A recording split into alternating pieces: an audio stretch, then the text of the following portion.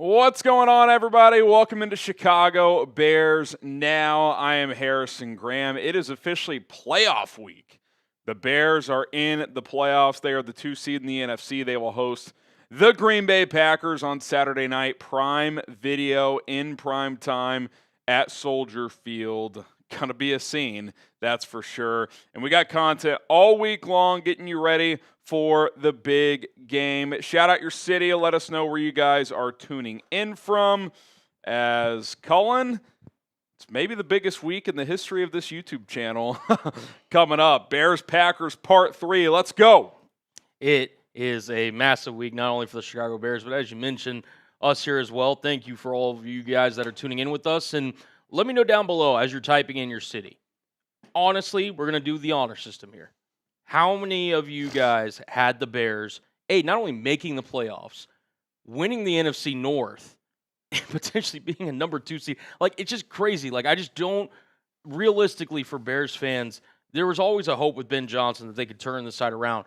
The fact that it's been this quickly, going from worst to first, and now hosting a playoff game, and of course against the Green Bay Packers, like, this is stuff that you write in movies, right? And they have a great chance to, win the season series against Green Bay this Saturday night, which we will be live for. And, I just can't believe it. And again, you've been through more of this than I have. I was only here since last year. But just the turnaround that this team has made from the Matt Eberflus era to now the first year under Ben Johnson, it's truly remarkable, and the Bears aren't done yet. Yeah, and I know people are frustrated losing 2 in a row heading into the playoffs, but I think when you look at the bigger picture, the turnaround has been really impressive. The coaching last year was some of the worst we've ever seen. Again, I know people are frustrated with the defense, Dennis Allen, this and that. Not many people had the Bears winning 11 games in the division. Now, I think there was hope. I certainly thought they could get to December with the chance to make the playoffs. I didn't think they'd win the division. To be frank, I didn't think 11 games would win the division, right? Like, I thought it would take 12, maybe 13. I didn't think it would take 15. I thought all 4 teams would be closer together, which in the end ended up playing out. All 4 ended up with 9, 9, 9, and the Bears with 11 wins. So all 4 teams above 500, all 4 teams with a positive point differential. So despite going 2 and 4 in the division, the fact the Bears emerged from this division is pretty impressive. I think in the end we have to be pretty excited, and you just got to flush the last couple weeks and get ready for the playoffs. It'd be one thing if they just got blasted the last 2 weeks. They were 2 yards away in San Francisco, and in a game against a Detroit team that I still think is pretty good, you were awful for 3 quarters and still had a chance in the 4th quarter to win the game. So if they can just be a little bit better early in this game on Saturday, they can absolutely win this playoff game, and then you're really playing with house money at that point. I don't want to call this game house money. You are the 2 seed. You are at home. You should want/expect to win. I don't think it's a failure if you lose, but I do think if you were to win this game, everything else beyond this week, I think it's anything else that you get is icing on the cake. So for year 1 of this, because we all see it, there's clear flaws and things that are going to have to change on this team next year. I mean, we'll get to it when the season's over, but would anyone be surprised if half this defense is just different next year? I mean, they're probably going to have to make some big moves there, but for now, let's enjoy the ride. Saturday night feels like a coin flip game. They can absolutely win it, and let's see if they do. Yeah, shout out to, I want to make sure I give credit here to Kiddus in the chat. Yeah, the Bears winning 11 games, and then it's a bunch of the other NFC North teams winning. J.J. McCarthy wins the rest of the way. Bunch of 9s. Bunch of 9s, dude. Bunch of 9s. Predict the score. It's early in the week, but if you guys got any score predictions, we want to hear them down below. Also get involved in our chat and let us know, listen, you think the Bears will win? If so, by how much? What are your scores down below? Yeah, put a poll question up. What will happen? Bears win by 1 to 7 points. Bears win by 8+ points. Packers win by 1 to 7 points. Packers win by 8+ points. My early week prediction is Bears 27-24. Now, I don't know who's going to play nickel for this team. We're going to get into that coming up. Does Kyler Gordon have a chance to play? Ben Johnson said the hope is to get him back for practice. I think getting the short week does hurt.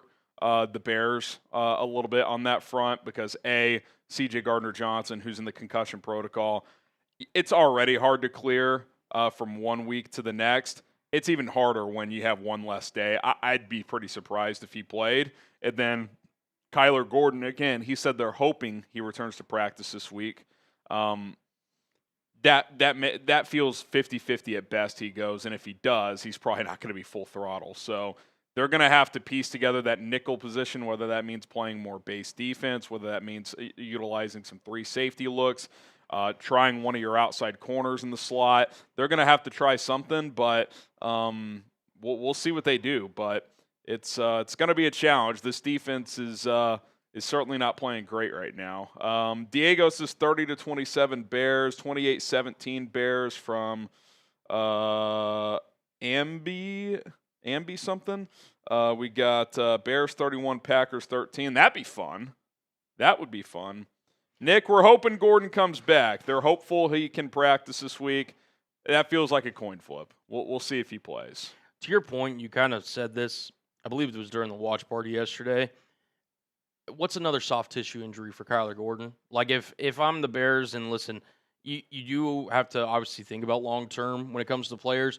That being said, with the potential just dilemma that you might have at nickel this week, you'll weigh obviously all your options. You'll see how Kyler is. If Kyler's even borderline that he could play, I'm running him out there. Not a guarantee he'll even finish the game, but yeah, to me, this is all hands in on deck. And if you're Kyler Gordon, wouldn't you have the same mindset? You've had this super frustrating year. You're finally on a good team. You haven't really been able to contribute. Like, if the medical staff clears him to play, I am playing him, and if I'm him, I want to play. Now, maybe he has to be on a pitch count, but, I think you have to play him. If he pulls his ham again, okay, you got 6 months to figure that out. Unless there's some risk of a major tear, I think you put him on the field and see how it goes. Now, that doesn't mean you necessarily have a game plan centered around him, but having him available and just being an option, I think would be huge. If you have to piece together him and Nick McCloud at nickel, well, if he could play at least half the snaps, I'd feel better than Nick McCloud having to play the whole game, who, by the way, he's missed the last 2 weeks with an illness. So what's his conditioning level going to be at for this game? I don't know. They're in a bit of a pickle here at this nickel spot. That they are. Some Bears adjacent news. Raiders GM John Spytek asked if Max Crosby's untradeable. Quote, I love Max. He embodies what a Raider is. I've been pretty upfront with him from the day I sat up here from a year ago, and I continue to believe that. End quote. That's a very corporate answer. Very corporate. Also didn't say he's not. All right. Yeah, he's not. I think there's going to be chatter there. Now, whether or not he gets traded, whether or not the Bears are interested, you would think they'd be among the teams interested. CJ Gardner-Johnson, for those asking, is in concussion protocol, which means the chances he clears by Saturday, I'm not going to call it 0%, but I would call it less than 25. I'd say it's pretty low. And I was told by someone who's given me good info all year that it's a bad concussion. I'd be surprised if he plays. Be great if he does, but I do not expect him to play. We'll see how the week progresses. Jay, appreciate the $2. I predicted 12-5 in the playoffs. Hey, you're basically all over it. Missed it by a game, but easily could have won one of the past 2 weeks. So that's a great call. Good call. Cornelius, no doubt in my mind, Chicago will win this game. I do think the Bears have a decent chance. We're talking about all the reasons the Bears are struggling. Well, what about the Packers? They've lost 4 in a row. I know they just rested their starters, but they haven't won a game since they beat the Bears the first time. And even in that game, the Bears were the stronger team in the second half. So, yeah, the Bears have flaws, and I am concerned about the defense, but I also think the Bears can beat this team. So, A, because they have, and B, they could have won the first time too, and you get them at home again. They got to start better. To me, that's the key. If you play a better first half, I like their chances. If you don't, it's going to be tough. It's going to be tough. Doesn't mean you can't. You beat them last time without playing a good first half, but you're playing with fire if you keep doing that. TJ, CFP semifinal picks. I like Indiana over Oregon again. I think they beat them for a second time. Even though Oregon shut out Texas Tech, I didn't think they were great in that game. Dante Moore's going to have to play a little better. And then I'm leaning Ole Miss just because I trust Chambliss more than Carson Beck, but I do think Miami's offensive and defensive line will be probably the toughest Ole Miss has seen this year. I'll take the Rebs, but I think that game's pretty tight. I think that'll be the better game. I don't know how you feel, Cullen, but I like Indiana by like 10, and I like Ole Miss by maybe a field goal. I'll be honest, I have the complete opposite. Oh, okay. Yeah, I've got the Miami Hurricanes knocking off the Ole Miss Rebels. I do think that in terms of the line of scrimmage, Miami is going to be better on both sides, both their offensive line and their defensive line. And I think Beck at this stage, like, he understands that he doesn't have to necessarily win games for Miami, and they have enough playmaking, I think, with Mark Fletcher, Malachi Toney, the whole crew, that they can get by with not necessarily having to get into a shootout. Now, if you're telling me that both teams score over 30, you might have to lean towards Trinidad Chambliss. So yeah, I think the key for Miami is dominate the trenches and don't make this game about Carson Beck. Like, that's kind of become their formula. If they just win up front and, you know, kind of first to 20 wins, that's what they want to do. If it turns into a bit of a track meet, I think Ole Miss wins. So, yeah, it kind of feels like 25 is the magic number. If the teams are below that, I would probably lean Miami. If someone touches 25 or more, I would lean Ole Miss, but we'll see what happens. Why do you like Oregon in the rematch?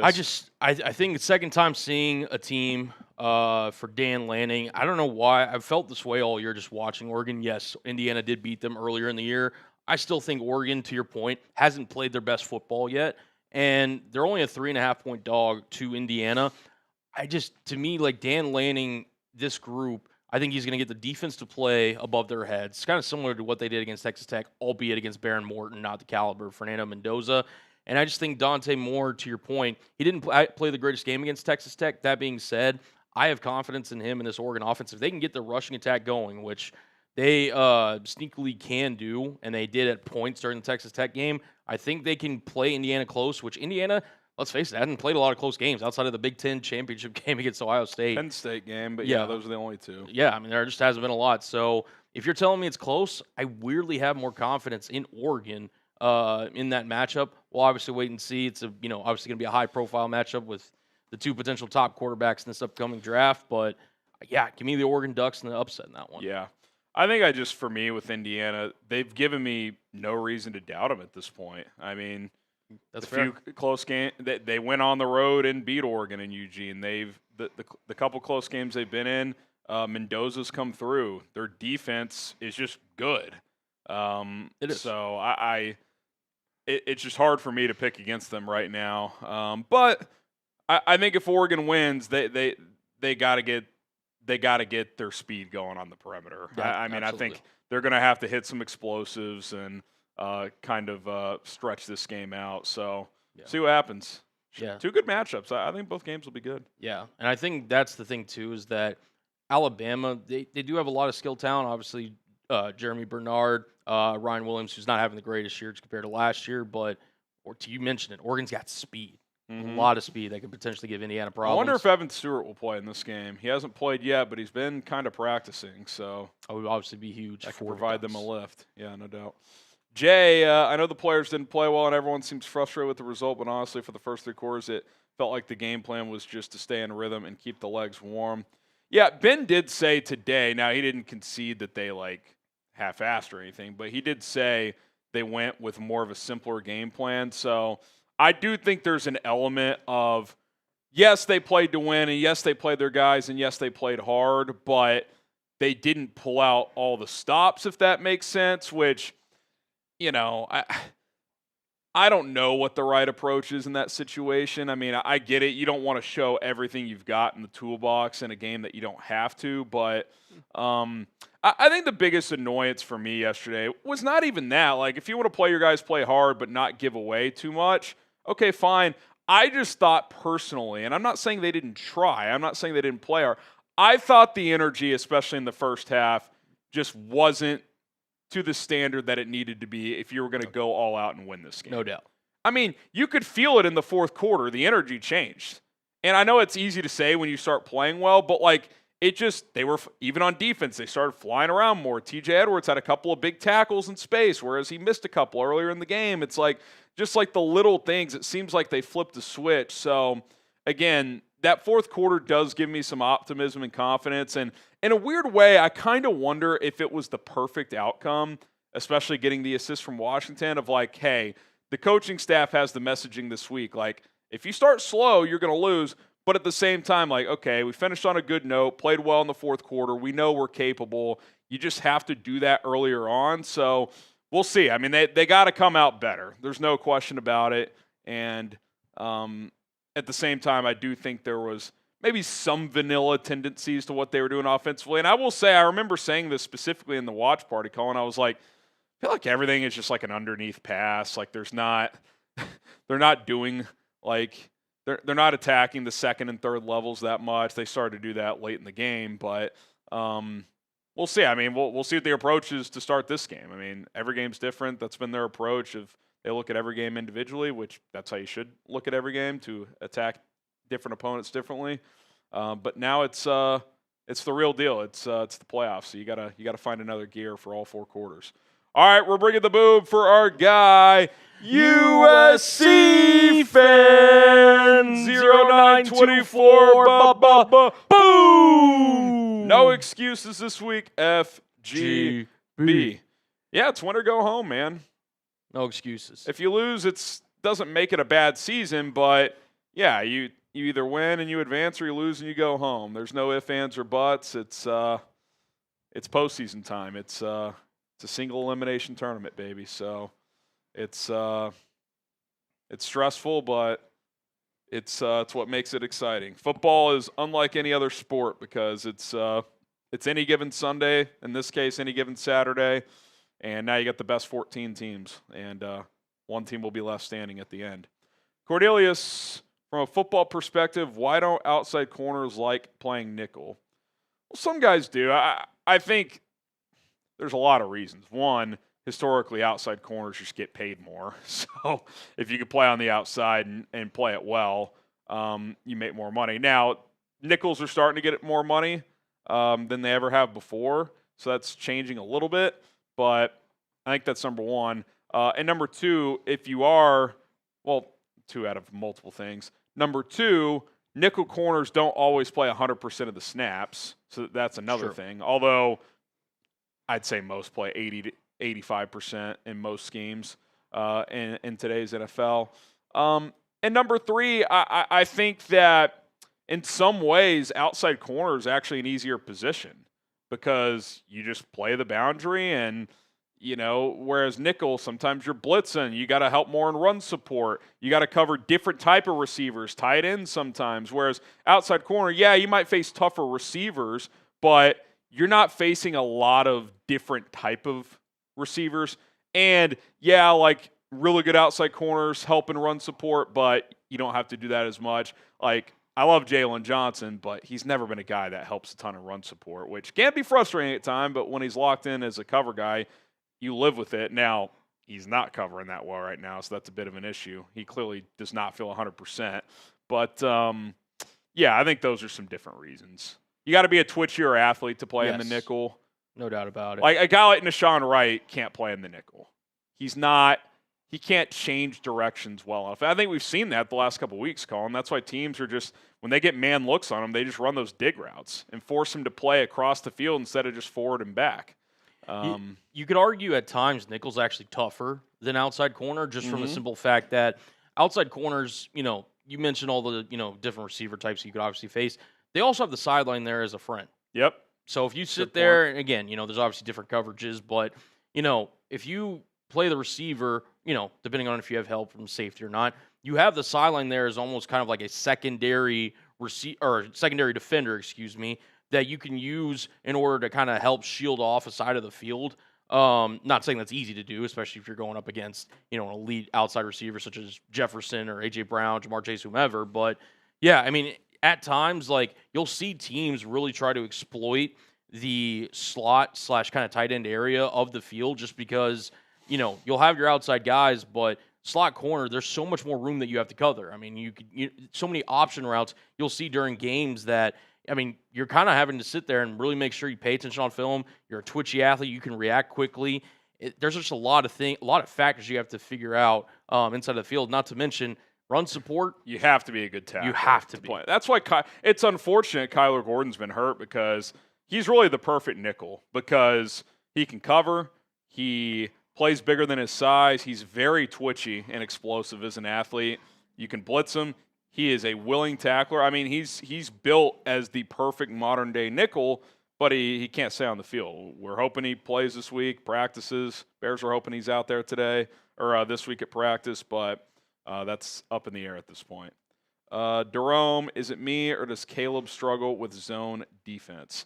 I mean, I'd have to go track his, snap by snap, game by game, all that stuff. I do think in general, most quarterbacks prefer to play man, especially in today's NFL, because it's easier to identify if someone's open or not, right? Because if it's man coverage and a guy's running a post route and he's got a step, well, he's open because there's no help, right? At the same time, if you're playing a really stingy defense that can man up and blitz you, then that's a challenge as well. So I think it just depends. I don't think it's necessarily just man versus zone, but I think it's like which man coverage defenses are you playing? What's the personnel? Which zone coverage defenses are you playing? What's the personnel? Personnel matters more than scheme in a lot of these situations, which is why I've kind of defended Dennis Allen. On paper, the Bears have good back seven personnel, but you could tell they're all banged up. TJ and Tremaine don't feel healthy. They feel slow. I commend Jaylon for being out there. You watch him run, it's like he's never been the fastest corner. He looks slower than ever. You don't have Kyler Gordon, who's your Swiss Army knife. Brisker's got limitations. Nahshon Wright, teams have figured out how to attack him. So it's like, what do you do? I mean, do you play zone? Do you play man? I don't think you can play man. That's something we're going to get into. I think you have to just accept that you're going to have to play zone and hope to force field goals in the red zone. I mean, I think that's just the formula. But, I do think young quarterbacks especially would prefer to play man, because it's just, for a lack of a better term, it's easier to identify if someone's open or not. And against zone coverages, you have to throw with more anticipation typically, and hit those zone shots. Yeah, and that touch in between certain layers too, where they're intermediating it. There's to your point, it's a combination, but yes, I mean obviously it's I think the great defenses are able to mix it up with the coordinator, call man coverage at the right times versus zone, but also be able to execute. Today's modern NFL, you're not having 260-pound linebackers anymore, but you have guys that can run with running backs, tight ends, and safeties, and all that, or tight ends and wide receivers in some cases. But yeah, to me, it's one of those things that we don't have the numbers in front of us. I'd be very curious, because I've seen Caleb fit in some throws this year through some tight zone coverage, and even get better at layering throws at times. So I don't. My gut tells me there's not a massive difference in his numbers in man versus zone. I'm sure that data's out there, and I'll try to find that. But I think he's good enough to play against either. If not, you're not going to survive in this league, because the good defenses throw everything at you. Dennis, Swift is the X factor to beat Green Bay. I think in general they have to run the ball, and they have to run the ball effectively. We talked about that in our preview. This defense feels slow and tired. You can't have these opposing offenses continue to have 35-plus minutes of time of possession. It's just not a sustainable model.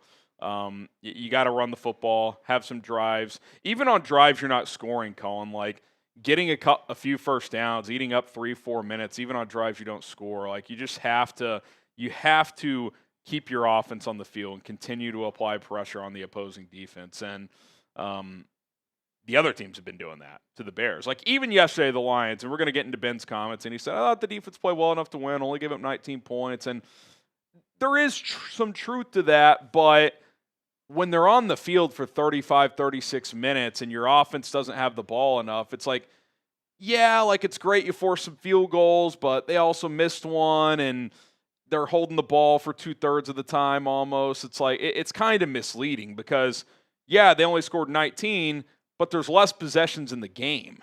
You know what I mean? Like it's you almost look at like points per drive is almost a better stat than total points. Now look, in a vacuum with how this defense is right now, if you told me, "Hey, can I sign up for 19 points for the Packers on Saturday any way you slice it?" I'd probably say yes because the Bears are struggling. So I don't want to act like it was a complete disaster, but let's be real. For the majority of that game, the Lions were able to do whatever they wanted offensively.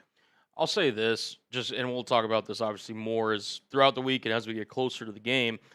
I just think that for the Bears, for me, to your point, or to your super chat, Dennis, the X factor to me, the offensive line. Like to me, it's just ball control, time possession. You had the stat yesterday that for the last I don't know if it was 3 or 4 games, the Bears have lost the time of possession by 10+ minutes. Yep, it's one of those things where, to your point, defense is struggling. They're banged up. They've kind of seem heavy-legged at times. If you're the Bears, you invest in this offensive line during the offseason. Ozzie Drapillo, obviously, you hope he's healthy. Knock on wood for that. Yeah, I need him back. Theo in pass pro is a doom. But I think for a key, listen, taking pressure off the quarterback. Again, you can have those moments where try to target Colston Loveland, Luther Burden. We'll see if Rome Odunze plays this week. I think the key, though, time possession, keeping the Packers offense off the field, and really just giving your defense a chance to have longer breaks and have longer just on the sidelines chances to regain themselves. Because look, the Packers, for what it's worth, whatever health status they'll be, they'll have Jordan Love, they'll have Christian Watson. I think if the Bears win the time of possession battle and use that offensive line to their advantage, lean on this offensive line group, I think that's going to be the biggest key to success if they're looking to beat the Packers. Yeah, I think if I could pick one game from the regular season of hey, how do you want the offense to perform? I would pick the Eagles game. And look, running for 281 yards, I don't expect that. But it's just the willingness to continue to run the football, chew clock. They had the ball for 39 minutes in that game.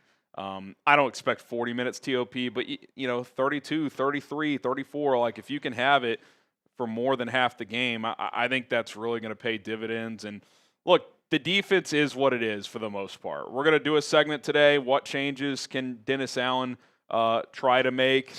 I'll suggest some things that are at least ideas. Whether or not they work, I think, is very up in the air.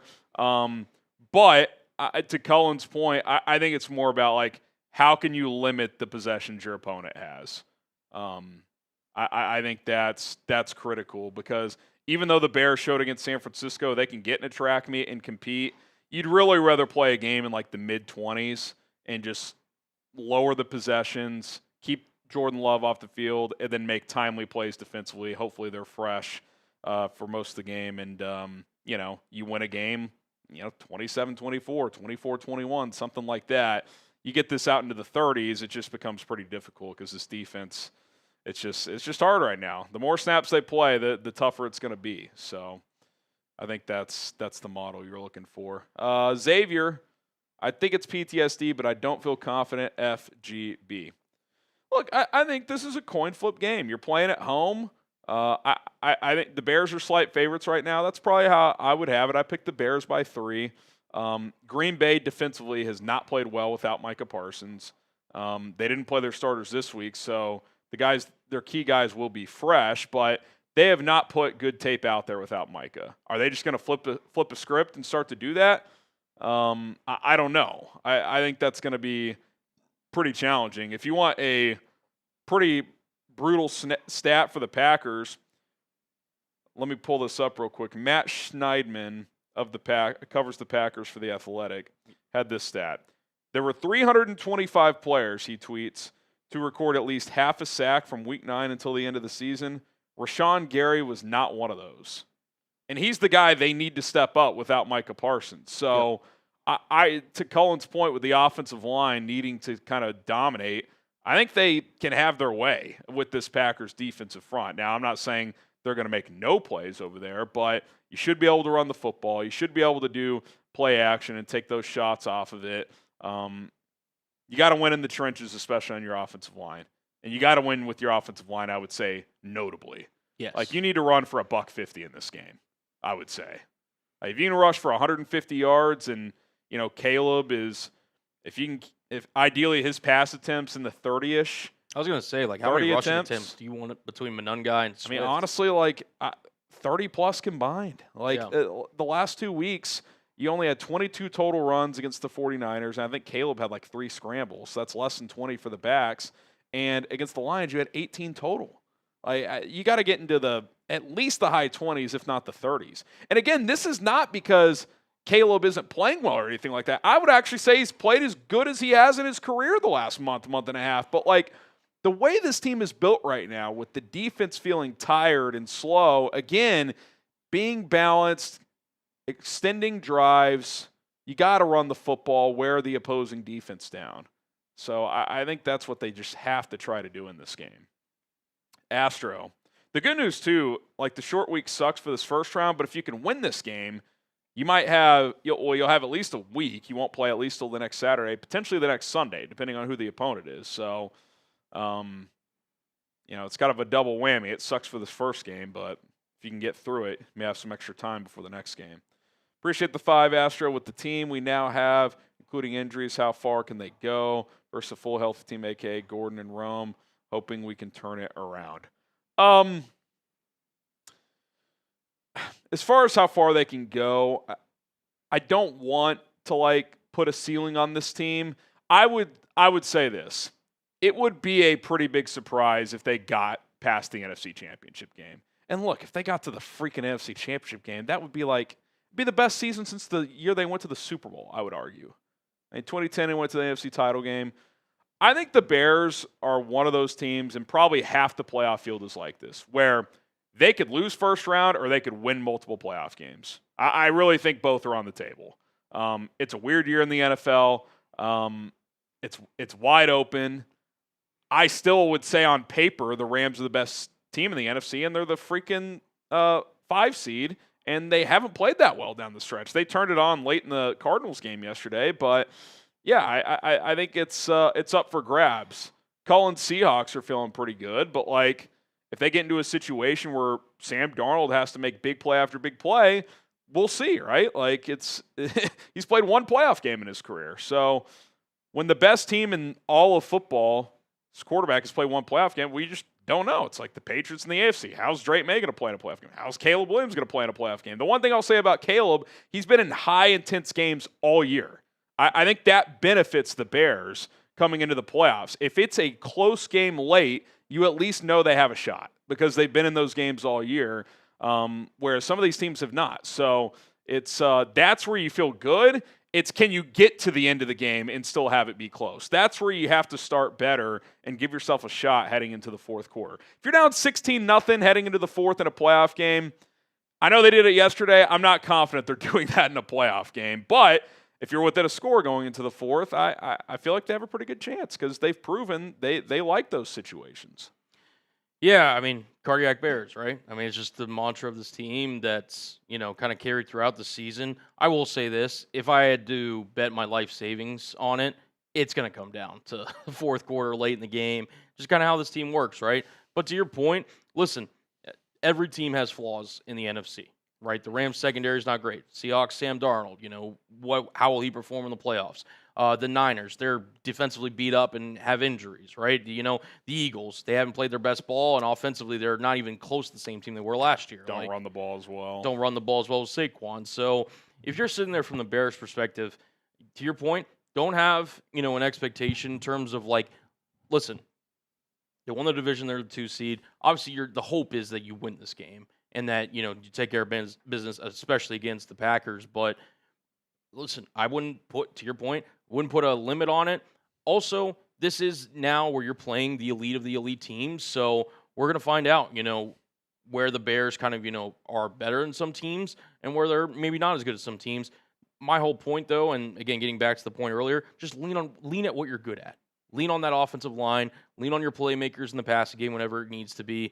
Your rushing attack. And then just try to play, Bears defensive football this year, which has been very opportunistic and at times can be really great on third down. They haven't been second half of the year as much as they were first half, but I think if they can play really good situational football on defense and control the clock, I think this Bears team could win not just one playoff game, but multiple playoff Yeah, games. they're still, and I said it in the middle of the year, I still believe it. They still have a lot of elements, I think, that translate to playoff football.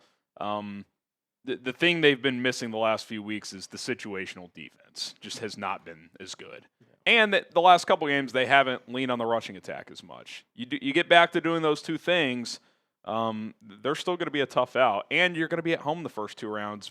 Got to win the first game first. But I think that helps in a year where it kind of feels wide open, playing at home the first couple of games. Let's see. Braden Hall, Bears beat Packers. We beat Eagles. We lose to Seahawks. I could definitely see that playing out. And honestly, that would be a hell of an outcome. You beat your rival in the first round. You beat the defending champs in the divisional round. You lose to Seattle on the road. Like, I'm not saying I'd sign up for that today because once you're in the playoffs, you want to keep the dream of the Super Bowl alive. But if you told me that's where it ended up, I'd be like, you know what? What an awesome fucking year if that's how it played out. So I could absolutely see that being the case. And, you'd love to win 4 games here and be the last team standing. But that's hard even when you're the best team in the NFL all year. So I think that's a realistic scenario. You could also lose Saturday. So the chips will fall where they may. Anthony, our skill players are so good yet so frustrating, so many drops. Yeah, the Bears led the NFL. I don't know if Nahshon Stats had this or someone in drops in yards. I don't think they had the most individual just drop passes, but they had the most dropped yardage. And so what does that mean? A lot of plays downfield, they dropped. Intermediate and downfield throws. Honestly, it felt like Rome Odunze had like 5 or 6 of those earlier in the year. But a few have crept in recently as well. So, yeah, I mean, that's one of those things. And in these playoff games, I mean, you think about the Lions a couple years ago in the NFC Championship game. Josh Reynolds drops 2 balls on 4th down. Yep. They catch one of those, they probably win and go to the Super Bowl. It can come down to 1 or 2 plays that you just have to make. And so we'll see if they can. And the team that makes the least amount of mistakes will win on Saturday night in all likelihood. No doubt. And speaking of just skill players, I actually sent you this stat in Slack if you want to check it out. It's from an ESPN researcher, Dante. I'm not going to pronounce that name. Colson Loveland is the first rookie tight end to lead a playoff team in receiving yards since Keith Jackson back in 1988 for the Philadelphia Eagles. And then Garofalo also added that Eagles team lost to the Bears in the playoffs. Interesting. Yeah, Loveland's been coming on. Burden's been coming on. I think those two, I mean, you're asking those two rookies a lot, but I think those are your top 2 guys right now. I think Rome can probably have a situational role if he's healthy. You hope to at least get DJ some more touches, but he's been a non-factor the last 2 weeks, so we'll see what happens there. But it feels like Loveland and Burden they're not going to shy away from these moments. I think they're built with the right stuff, so yeah, let's see what they could do come playoff time. I'm excited to see if they can find another level even.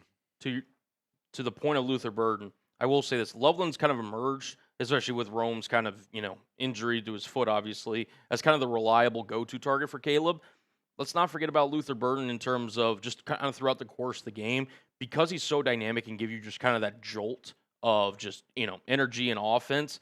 There will be times, there may be times where the offense is stagnant. Just get Luther Burden some touches. Yeah, just good things happen. Yesterday, they jet sweep for a first down, wide receiver screen for a touchdown. It's like, get them 2 to 3 of those, and then get them 3 to 5 more just normal balls, right? Like, I want to get that guy as close to 10 touches as I can. I mean, hell, I wouldn't shy away from putting him on kickoff return every once in a while. Force him to kick it to the other guy, right? Like, he should be a threat throughout this game on Saturday. Like, force the Packers to eliminate him. And if they do, that means someone else is going to be open.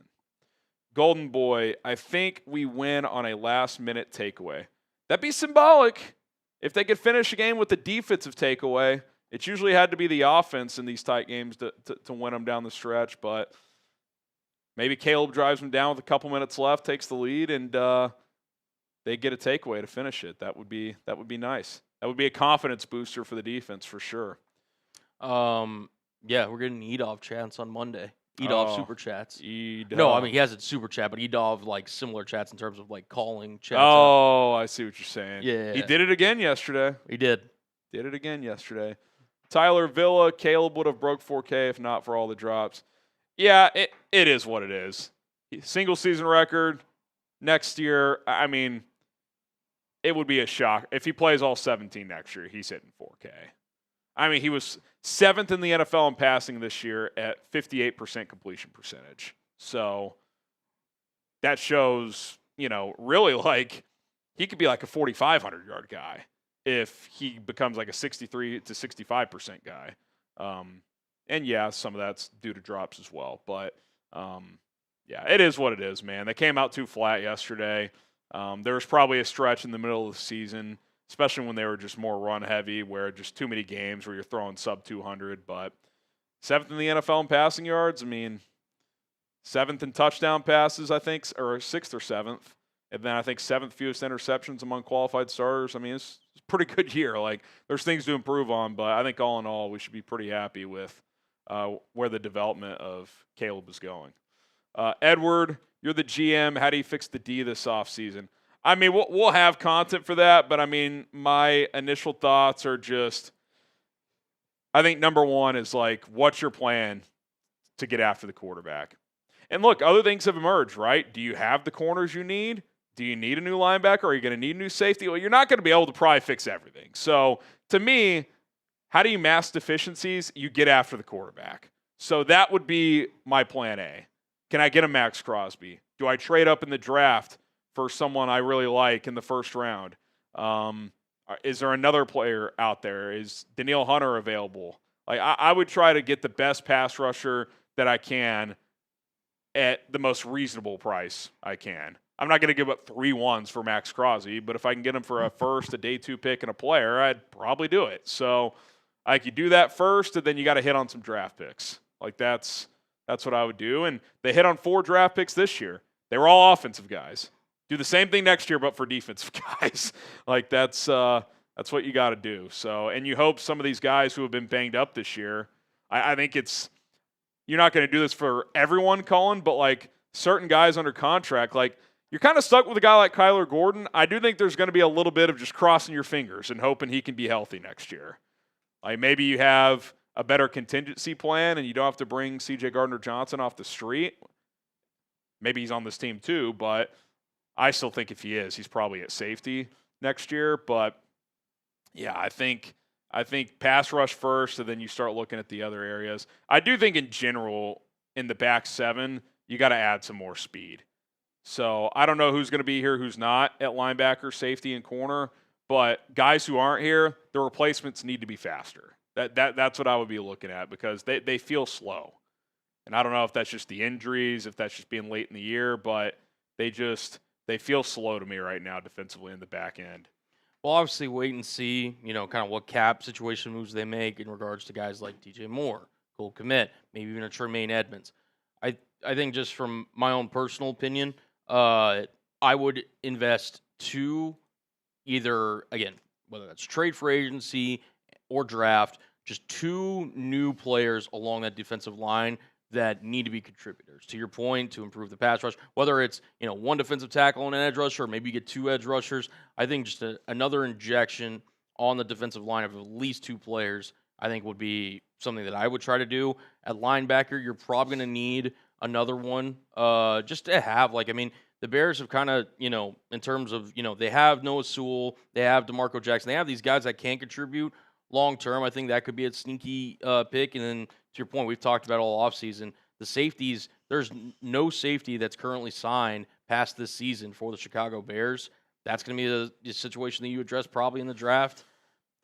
Granted, there are safeties that normally you can get on the free agent market, so maybe you go corner there. I still wonder, can you get Kevin Byard back for $5-6 million and then let Brisker walk and maybe you draft a guy on day 2 to play next to him, or you bring back Gardner-Johnson, kind of piece together that position for one more year. Then, 2027, you add more of a big-time player there because, again, it's unrealistic to be like, hey, out of these 11 starters, we're changing 8 of them. Like, right. You're probably looking at like 2 to 4 and then adding some contributors on top of that, like swapping out contributors. Like Dominic Robinson out. Can some random cheap free agent be better than he was as your 4th edge rusher? Stuff like that. Like you gotta, and that's where like things get lost. Like these like just contributor guys you bring in, you have to hit on some of those. Yep. Right? And I'm not like saying the Bears have or haven't. I'm just saying like the good teams, you look up and you're like, oh, that guy had 7 sacks. Oh yeah, he's making $3 million this year, right? Yep. Like you have to find and hit on guys like that. That's why I wanted to, like, not to beat a dead horse. That's why I wanted to bring in a guy like Clowney because I thought he'd cost like $7 million and he'd give you like 6 to 8 sacks. Let's see what he did for Dallas this year. Jadeveon Clowney this year had 8.5 sacks in 13 games. So, like, who's that player for the Bears next year who's maybe he's later in his career, 1-year deal, $6 to $8 million, can just be good? Like, not great. He's not, completely changing your defense, but he's better than Dominique Robinson or Joe Tryon-Shoyinka. Like, you got to find these cheap contributors that can have an impact. Like, you're not going to hit on all of them, but you got to find some of those guys. Yeah, and obviously, look, you're going to have swing and misses. I see people in the chat talking about Dio Adengbo. Yeah, it is what it is. You can't go back, right? Yeah, it just is what it is. You can't bank on him a ton either. Like he's coming off a torn Achilles. Like you hope he gets healthy and can at least contribute because you're not going to be able to trade him, but you're going to have to. I mean, they could cut him and just eat the money, but I don't think that's. I'd rather just keep him if you don't actually save money and you hope he can at least be a decent rotation guy. Off-season segment idea. Sorry, just because this just came to my mind. Buy, hold, sell Bears defensive players heading into 2026. That's a good idea. Yeah, that's a good idea. That could be an idea. Dexter, hella overrated. I think he's just on your team next year, and then he's still worth keeping next year because he's on a rookie deal. It's not like he costs a lot, but he's not a guy you extend. You just play next year out. If he pops and you want to keep him, great. If not, so be it. But, yeah, I mean, a perfect world, you get a big-time edge rusher, and then you add a defensive tackle that can just play. Like just some veteran that you feel – and these guys sign all the time, like the Tierre Tarts of the world. I think about a guy like – who's the old Texas player that the Seahawks had for a while, the shorter D-tack. Puna Ford, yeah. Guys like that, they're always Ford, available. And, like, you just have to pick the right one. Like and that's not easy. Sometimes you pick a guy and it doesn't work. But you got to find someone like that can contribute in the middle and then a big-time edge rusher. Or maybe the opposite. Maybe you make the big swing for, like, a Jeffrey Simmons and you add – again, like the Jadeveon Clowney caliber player on the edge, whoever that is. I'm just using him as an example. Painful. Best thing to happen realistically is at least beat Green Bay going to the offseason, trading Rome and Book, possible draft pick for Crosby, and draft a good D-tack. I'm not trading Rome. Like, you'd keep DJ Moore over Rome Odunze? I mean, Rome would fetch more because he's cheaper and younger, but I don't think I'm trading Rome. Trading Rome Odunze. I mean, look, I get that you're trying to say that for Max Crosby, but to me, like, I think people are too quick to forget how good Rome Odunze was the first month of the season. And again, listen, he's dealt with his foot injury. He, at times there's been moments of like contested catch drops. He's not a perfect player by any means. That being said, and again, Colson Loveland's played great. Luther Burton's obviously come on.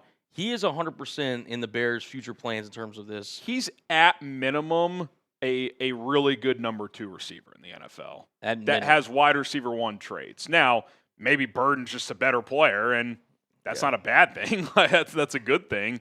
There's no world where I would trade Rome, at least like over DJ.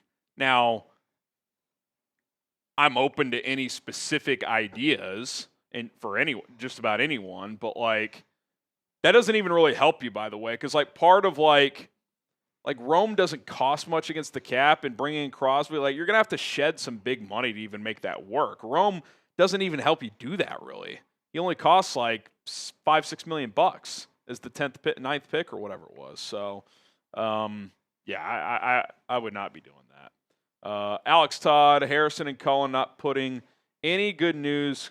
Clickbait in thumbnail fellas at least lie. Well, we haven't gotten to the segments yet, guys. You guys are sending in super chats, and we try to get to those first.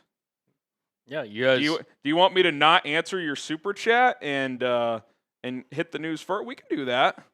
That's fine. We try. We take pride in, like, if you guys are going to send us your hard-earned dollars, we answer the super chats.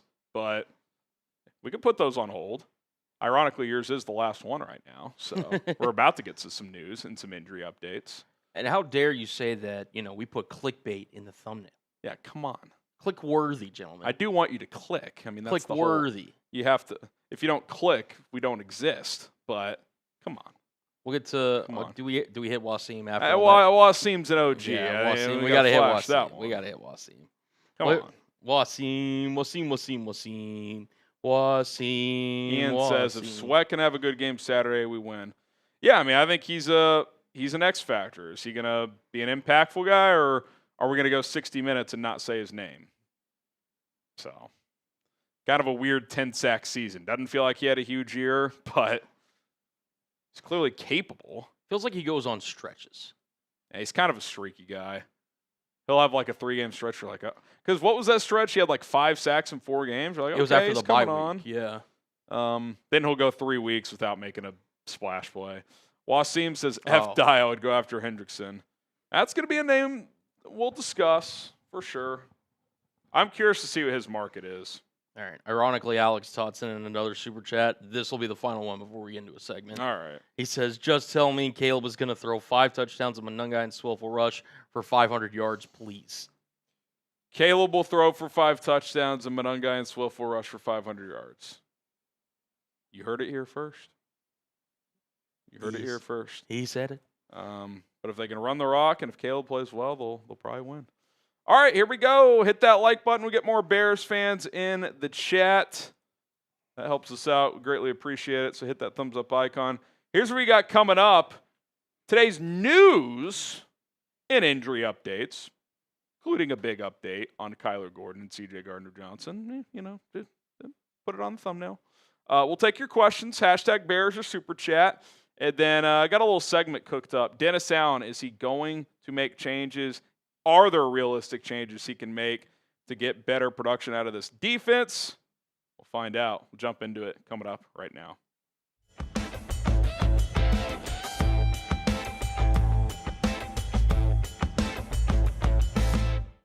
I'm Harrison Graham. Here's what we got coming up on today's show. Ben Johnson spoke to the media today. He sounded off on several topics, including a couple of key injuries, so we will dive into that. Ian Cunnigham, could he be the next general manager of the Atlanta Falcons? It is Black Monday in the NFL, and for once, the Bears aren't firing people. And Jaquan Brisker sounds off. Do we like it? Do we not? Does he have a point? Maybe both could be true. A lot to get to here on this episode, and I got a challenge for you guys. We are 750 subscribers away from 150,000. First of all, a round of applause. The support has been absolutely amazing. If we get to 150,000 subs before Saturday, we'll call it 3 o'clock. We will do a full 2-hour pregame show before kickoff of Bears versus Packers. If we don't, we'll do our typical hour 15, hour 20, whatever the case may be. But if we can get to 150,000, we're ripping a full 2-hour pregame show. We're rocking, we're rolling. So subscribe today, free and daily content leading up to the big matchup. All right, Ben Johnson speaking to the media on Monday as the Bears head into the playoffs with a 2-game losing streak. He gave some injury updates, plus sounded off on a couple other topics I want to hit as well. Do want to hit the injury stuff first, though. He was asked, of course, about Kyler Gordon. Is he going to return? Johnson says the Bears, quote, hope that Gordon returns to practice this week. I don't really know what to make of his answer in terms of, like, is he for sure playing Saturday? Is he not? Kind of feels like a coin flip. I will say this. the Bears, when they got the news they were playing Saturday night, were probably like, oh, that's not the break we needed with the scheduling. At least give us Sunday afternoon. Playing on Saturday probably is going to make it tough for Gordon to play. There's still a chance, but I would say it's a coin flip at best. Now, if he is medically cleared, even if his conditioning isn't 100%, I'm putting him out there. I've said it a couple times. What do you have to lose? Another soft tissue injury?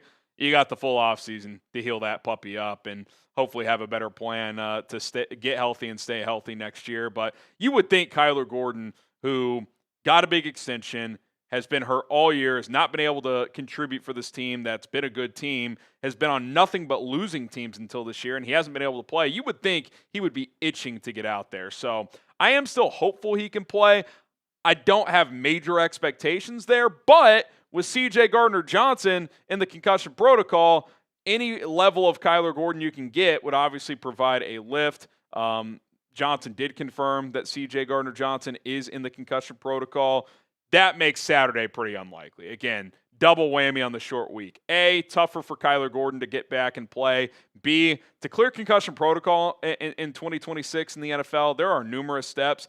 It's rare to even go Sunday concussion, play the next Sunday. Sunday to the next Saturday is going to be very difficult. I'd give it about a 20% chance. And I was told by a source that it's a, quote, bad concussion, which means, like last week, for example, Joe Tryon-Shoyinka sounds like he didn't clear any of the hurdles. He was a DNP all week. Because sometimes they're still in the protocol and you'll be like, oh, he's limited. He hasn't cleared, but there's certain phases of things he's allowed to do.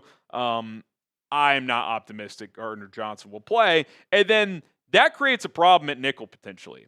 If Kyler Gordon can't return, or even if he can, but in a small capacity, but let's say he can't and neither can C.J. Gardner-Johnson, well, what do you do at nickel? And what do you do in your secondary? Because right now, these are the quote-unquote healthy corners you have. And I put that in air quotes because I don't think all these guys are healthy. I just don't think Jaylon Johnson's 100%. Even Nahshon Wright's been a little beat up. Tyrique Stevenson, he's on the injury report, but he had that hip injury. Like, for a cornerback, I can't imagine that's full throttle. Nick McCloud has been sick the past 2 weeks. And then you have Josh Blackwell, who, to my knowledge, has not played a single defensive snap all year. And Jaylon Jones has maybe played a couple. I think there was one game they had to put him in. It might have been the Bengals game where they were dropping him like flies. But you basically have two guys there that haven't played all year, and the other four guys are either banged up or ill. The question to me is, if they're both out, do you just roll out Nick McCloud, assuming he's beyond the sickness, or do you try Jaylon or Tyrique in the slot? I saw the idea. I think Clay Harbor put it out there. He said, I'm putting Jaylon in the slot. I don't think he's twitchy enough, especially coming off this injury, so I don't think that's very viable. Tyrique, the one thing about him, he's at least a very willing tackler, and he'll hit hard. I said a month ago, do you try him in the slot, at least get him some reps there, see if that works? Like, if Gardner-Johnson and Kyler Gordon are out, your best three corners, regardless of position, are Nahshon Wright, Jaylon Johnson, and Tyrique Stevenson. So I would get him some reps, Tyrique, in the slot this week in practice. And look, if it looks terrible, it looks terrible. Then you play Nick McCloud. You at least know he knows the position. But I think you got to be willing to try something else if you're Dennis Allen. What do you have to lose? At least he can go up there and say, you know what? I tried everything, and it just didn't work, right? So that would be my attitude. You could go to some 3 safety looks and play Jonathan Owens or Elijah Hicks, maybe some more base defense, but then if the Packers go 4 wide, that's going to be a problem. So this nickel thing, that's something to keep an eye on this week, and we'll have it all covered here on Chicago Bears Now. Who do you guys think should play the nickel spot if Gardner-Johnson and Gordon can't play? Let us know in the comment section down below. We'll see what they end up doing. All right, more from Ben Johnson. He defends the defense coming out of that Lions game. He said, quote, I thought our defense played well enough to win in the ball game, pointed to the fact they only gave up 19 points. Look, in a vacuum with how this defense is right now, yes, you will take 19 points. I think at the same time, it's pretty obvious there are clear issues. They're struggling to get off the field on third down. They're not stopping the run as well anymore. They feel slow in the back seven, and like they have all year, they don't rush the passer. So, yeah, I get what he's saying, and, he's not going to throw Dennis Allen under the bus publicly or anything like that. And, yeah, this offense should be able to score 20-plus points. I agree with him on that. But I still think they're going to have to play better in certain areas to win playoff games. If you told me today, hey, they only give up 19 to the Packers, sign me up. I will take it. But I also think Detroit would probably tell you, yeah, we were about 2 or 3 plays away from that being a 30-piece. And they're not wrong because they had to settle for a couple of chip shot field goals. Jared Goff missed a throw in the red zone on one of those drives where he had Jamison Williams open in the flat. Bates missed a field goal at the end of the half. So you got kind of lucky. It was only 19 points. Again, you'll take that, but gave up 430 yards. They had the ball for over 35 minutes. That's a problem. And then lastly, Ben also talked about his quarterback saying he's, quote, built for these moments. He believes Caleb Williams will be ready for his first playoff game. Here's what he had to say in further detail. He said he's played in a lot of big games over the course of his life. I think he's primed and ready to go. He was built for these moments. He plays his best when we need him to. There's really not a whole lot that needs to be said. He just needs to be him.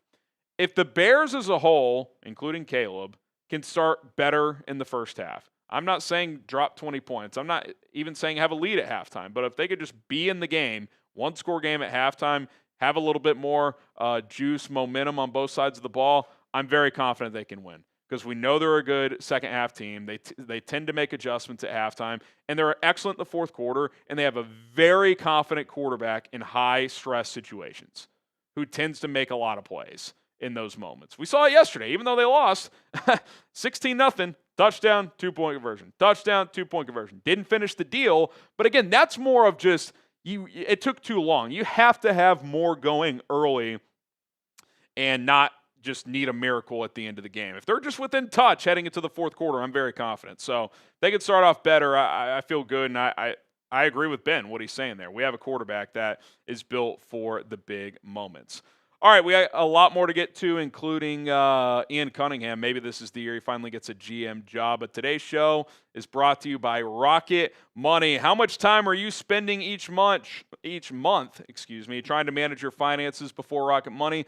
What do you do with that extra time now? Well, Rocket Money is a personal finance app that helps you find and cancel your unwanted subscriptions, monitors your spending, and helps lower your bills so you can grow your savings. I've told you guys, some of you guys recently, my wife and I bought a house recently, and I got to be honest, Rocket Money was a big reason why we were able to do that because I've been using the app the last couple of years. My wife and I both have, and it's helped us set budgets. It's helped us lower certain bills, which Rocket Money can help you do. They will find the best prices available for some of your services, and what they really specialize in is canceling subscriptions that you don't use anymore or that you didn't even know that you had. Believe me, if you sign up with Rocket Money, you're going to be like, wait, I have what subscription? It's probably some trial you tried out 2 years ago and never remembered to cancel it. They are going to help you stay on top of your finances, set budgets, get the lowest bills possible, and like I said, get rid of those subscriptions. So let Rocket Money help you reach your financial goals faster.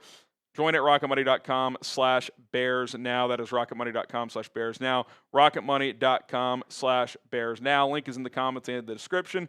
Get on top of your finances today before it's too late. All right, Ian Cunnigham, who has been a finalist for at least 2 GM jobs in the last few cycles. I know Arizona, when Monty Austinfort got that job, he was a finalist. And I think Tennessee as well, either when Rand Carthen got the gig or Borgonzi last year. Might have been both times, actually. So it's been 2 or 3. He's had several interviews, and I think this might be the one. The Atlanta Falcons cleaned house. They fired head coach Raheem Morris and their general manager, Terry Fontenot. And Ian Cunnigham could be their guy. Why? Well, it sounds like Matt Ryan, they're adding a position to their front office to change their structure a little bit, to add more structure, really. And that is Matt Ryan is expected to be the new president of football. So it's kind of like the step between the owner and the GM. That's what Matt Ryan's going to be. He's going to oversee everything. Now, they have to go through the Rooney Rule for that as well and everything. Maybe he bombs the interview or for some reason pulls out. But barring something unforeseen, Matt Ryan is going to be in that position. And there are direct connections to Ian Cunnigham. Matt Ryan's high school teammate, I believe roommate, and good friend, he's been at Bears training camp multiple times, Ryan Poles, who he's probably learned a thing or two about working at a front office since Poles has been in the NFL, they're pretty close. Well, Ian Cunnigham is Ryan Poles' lieutenant. He's his right-hand man. I feel pretty confident that Matt Ryan will call Ryan Poles if he hasn't already, and feel pretty good about who Ian Cunningham is. Ryan Poles has spoken glowingly about Ian Cunningham. He has said repeatedly that he deserves to be a general manager. If Matt Ryan gets this position in Atlanta, I think Cunningham's the favorite. Now, they'll interview other guys. I'm sure they'll have a list of 5 to 8 GM candidates. But if Ian Cunningham interviews well, now that the Bears have proven that they have picked some of these right players over the years, and just with the better staff, they've developed better. Ian Cunningham also worked under Howie Roseman in Philadelphia, a team with rich history of success. It's time. I think Ian Cunningham has a really good shot at getting this job. And remember, if he does, the Bears get 2 third-round picks. They would get one this year and one next year, and that would be huge, as they just need to add to this defense, and it gives you more capital if you need to make a trade or whatever the case may be. So I don't want to throw a percentage on it, but if Matt Ryan gets that job, I think Cunningham becomes the favorite or one of the favorites to be the GM in Atlanta. Okay, Jaquan Brisker made some comments after the game yesterday. Who would have thought? Jaquan Brisker, now, obviously, they all talk to the media, so he's allowed to make comments. But this didn't feel like some just slide-by comment. This felt pretty intentional. He said, quote, after the Bears lost to the Lions, "We were playing a whole bunch of man today. No help in the middle, a lot of picks, rubs. Really, they schemed us up, and we just had to do a better job covering. They just got us in the right call. They just out-schemed us, really." Couple things. One, I don't really love Brisker calling out scheme publicly. My problem with Jaquan, and look, I just want to get this out there. Maybe he's watching. I think Brisker has great leadership qualities. I think he's a rah-rah guy. I think he's a good player. I do think there are weaknesses in his game, although in coverage he's been better the last couple of weeks, so hopefully that continues. I don't know if he needs to be like the voice of the defense questioning coaching.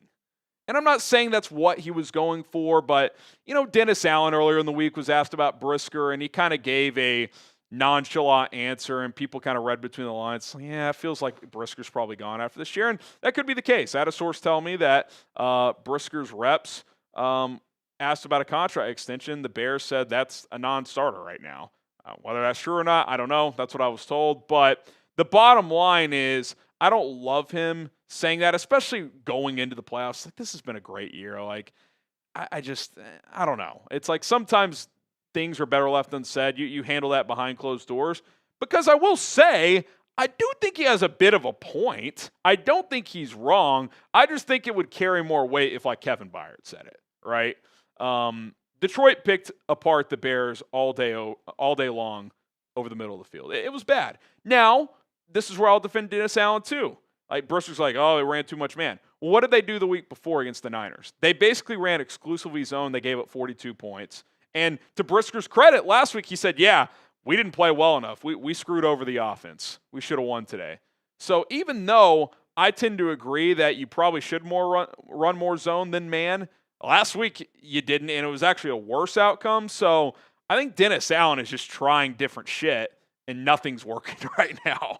And you're just like, man, he is scrambling for answers. Courtney Cronin had this interesting stat saying that Jared Goff completed 14 of 19 pass attempts for 236 yards on in-breaking routes. We know Goff loves attacking the middle of the field. Along with the touchdown and an interception, he's thrown for the most yards on these passes this season, over 2,300, which the Bears knew was the case going into Week 18, but an area where they were still left vulnerable over the middle of the field. So, to that point, would you just be better off taking your chances in zone coverage? I mean, how many times did they just run like a mesh concept and they hit St. Brown on the run or Jamison Williams on the run? It's catch and yak opportunities for easy first downs. It was a lot. Now, Jared Goff against zone coverage tends to find those soft spots too, but it at least kind of forces you to be a little more methodical, which is something I would try to do against Jordan Love this week. And, the more he has to dink and dunk and take underneath throws, maybe he's more likely to force one at one point, especially a guy like Jordan Love.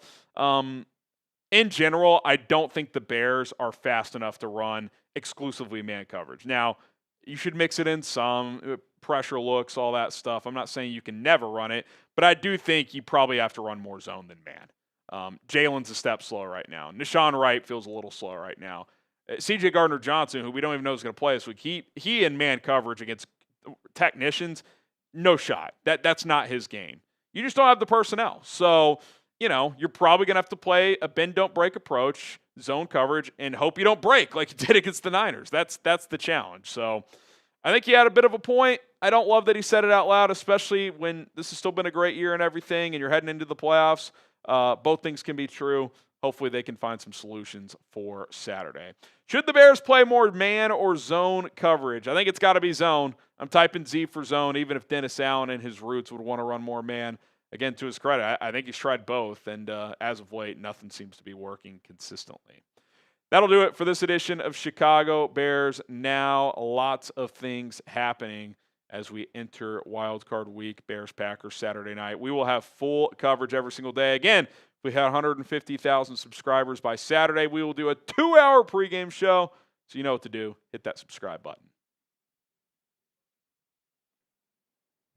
Wasim says, F Gordon 2. Don't let this draft excuse the rest. What does that have to do with Gordon? Did you mean to say F Poles? Well, he said F Dio, I'd go after Hendrickson.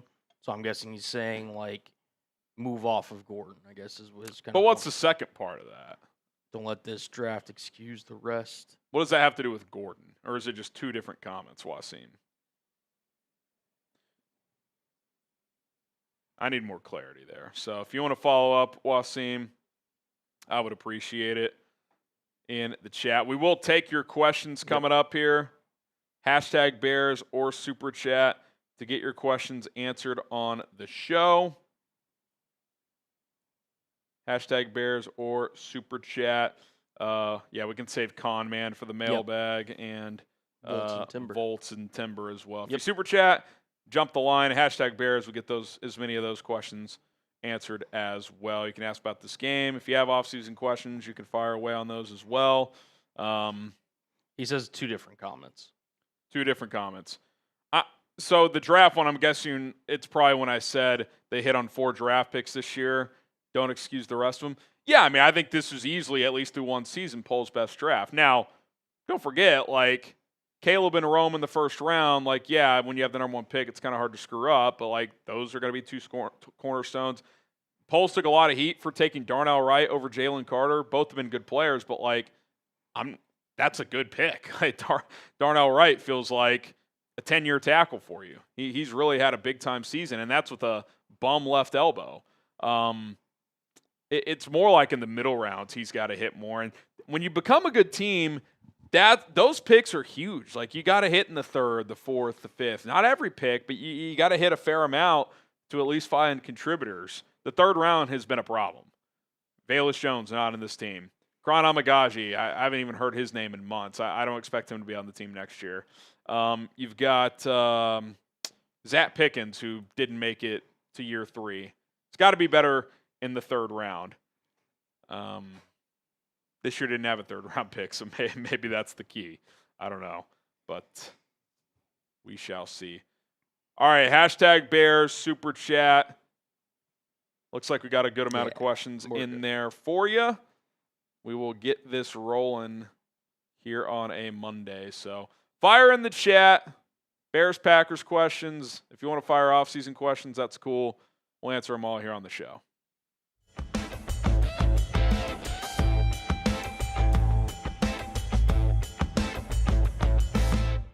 I'm Harrison Graham. It's time for a Bears Now mailbag. We got CDog15. Love the channel, Harrison. Appreciate it. Just enjoying this crazy ride this season. FTPF the Packers. Thoughts on Flores and Halfley leaving? Any predictions on Matt LaFleur and KOC's jobs? Well, KOC's for sure not going anywhere. I still would be shocked if LaFleur left. But if the Bears beat them, maybe if they beat them badly, I don't predict that. I did predict the Bears win, but not necessarily a blowout. There's some chatter it could happen because his contract's expiring, I think either after this year or next. I still think that would be crazy. But yeah, Halfley and Flores, very good chance one or both those guys are gone. Flores, his contract's up, so he can interview for any DC gig without the Vikings being able to block it. Halfley is going to get some head coach interviews, so knock on wood, get those guys out of the division, especially Flores. I mean, that guy is a nightmare to go up against. He's an unbelievable defensive coordinator. So I do tend to think he's going to leave, even if he doesn't get a head coaching job. I think he'll just fresh scenery, right? Like if you're stuck in one place as a coordinator, I think after a while, like we saw this with Eric Bieniemy in Kansas City, he was finally just like, I'm just going to go somewhere else. I think Flores could do the same, even if he doesn't get a head coaching gig. I think Minnesota will have to pay up because teams will offer a lot of money for his services, even as a coordinator. All right, super chat from Alex Todd. Appreciate it, guys. Let's say Love looks clunky after getting his bell rung and we play some aggression, high variance, turnover zone D. Who is the ball hawk? Well, I think Kevin Byard's been your most consistent ball hawk this year.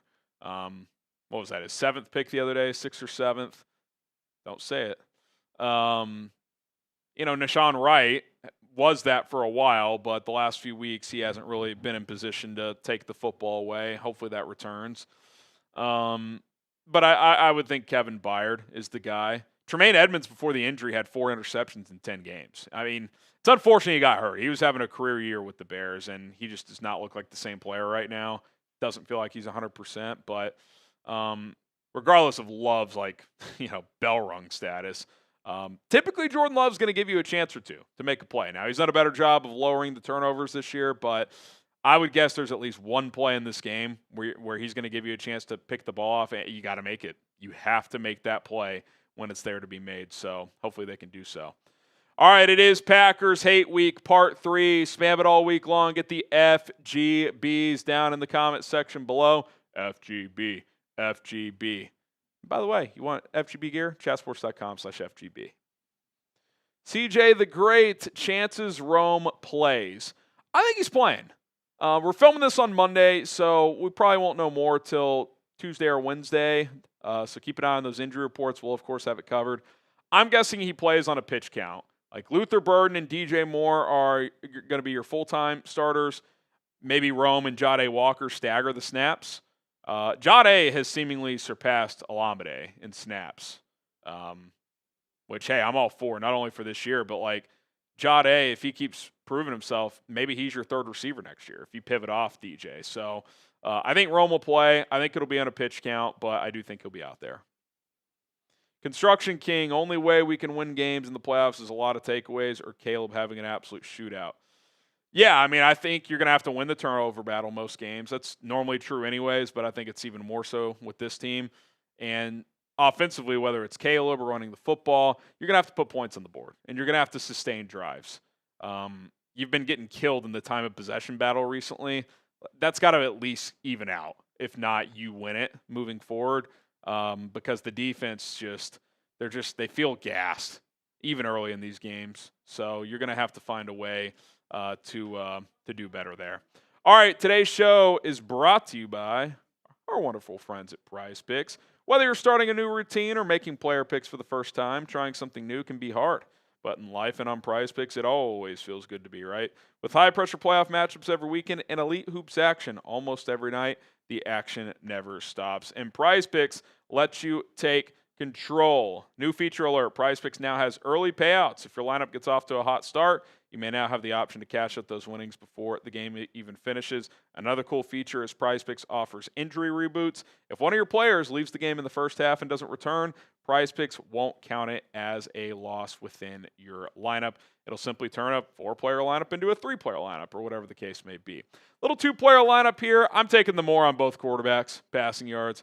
Caleb Williams, 208.5, even in a game against the Lions where through 3 quarters didn't do much, still threw for 212. So I'm going to take the more there. And then Jordan Love, 223.5. I want to believe in this Bears secondary, but that feels like a low number. I'll take the more on that one. $20 to win 55 on this simple 2-player lineup. Download the Prize Picks app today. Use our code CLNS to get $50 in lineups after you play your first $5 lineup. That is code CLNS to get $50 in lineups after you play your first $5 lineup. Prize Picks, it's good to be right. All right, Crispy Likes 6405. Assuming you can trade DJ Moore and Sweat to clear cap space, do you shoot at Jalen Phillips and Trey Hendrickson or only target one and let Booker keep cooking? It's a good question. If you're not going for the big trade, I would almost just rather pick one and then draft a guy in the first round. Like Trey Hendrickson for let's call it a 2-year deal, 50 to 60 million, and go draft the best edge available. Like, if you're not going to trade for a Max Crosby, like if you trade DJ and Sweat just for like cap flex and some extra picks, and you don't want to use that to trade for a Crosby or a Miles or whoever, I would sign the best edge you can. I'd probably pick Hendrickson out of those two, although Jalen Phillips has looked good. And then I would draft a guy. That would probably be my approach. Okay, Leanob, I think it is very likely that DJ Moore won't be on this team next season, just by the way he's played the past 2 weeks. Look, I've said it all year, regardless of how he's played the last 2 weeks or even the 2 weeks before when he was awesome, he's not producing consistently enough for his contract. And again, that could be there could be a million reasons for that. It could be him. It could be Caleb. It could be Ben. It could be the coaching staff. It could be the scheme. Who knows?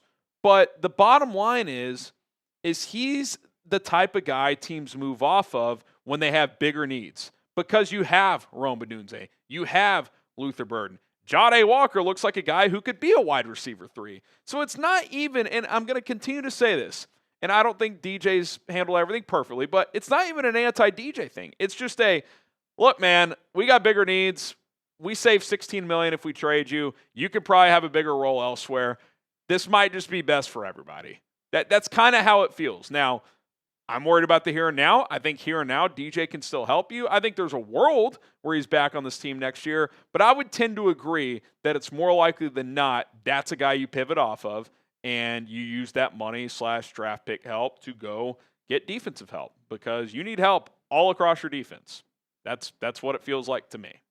Subscribe. We will have you covered throughout the Bears postseason, which hopefully is multiple weeks. We'll be here. Hit that subscribe button, turn on notifications, and do not miss out. All things Bears here on Chicago Bears Now. All right, Kiddis, what is going to happen with Nahshon Wright, and do you think he will be a Bear next season? I would say, depending on how he plays the rest of the way, I would lean that they let him walk. I think some team will pay him pretty big money, even though he's finished not great these past couple of weeks. He feels like a guy that someone overpays for. And it's kind of one of those where you hope someone pays him a lot and you can maybe play the draft pick formula game in free agency, get a future pick. Look, I know the last couple weeks haven't been great.